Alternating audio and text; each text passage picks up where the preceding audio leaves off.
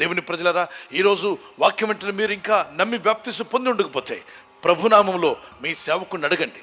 ఏ చర్చికి వెళ్ళాలండి, ఏ చర్చికి వెళ్ళాలి, ఎవరు పాస్టర్ గారు, ఎవరు కరెక్ట్ అయిన చర్చ్ అన్నట్లయితే యేసుక్రీస్తే కరెక్ట్ అయిన సేవకు. ఆయన పాస్టర్ గారు, ఆయన మించిన పాస్టర్ గారు లేరు ఈ ప్రపంచంలో.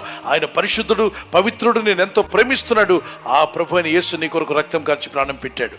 ఆ ప్రభు ఏర్పాటు చేసిన సంఘాలు ఉన్నాయి, నమ్మకమైన దైవ సేవకులు ఉన్నారు. వారి యొద్దకు వెళ్ళండి, అడగండి, ప్రభునామలో బాప్తిసం పొందుకోండి, దేవుని జీవ మార్గంలో నడవండి. ఒకవేళ మీ చర్చిలో ఏదైనా తేడా ఉంటే అందరూ 10 మంది కలిసి ప్రార్థన చేయండి. ఆ పాస్టర్ గారిలో లేదా సంఘంలో ఉజ్జీవం రావాలని ప్రే చేయండి. సంఘాన్ని వదిలిపెట్టి వెళ్ళిపోకండి, చర్చ్ వదిలిపెట్టి వెళ్ళిపోకండి, నచ్చిన కంఫర్ట్ కోసం పరుగులు తీయకండి.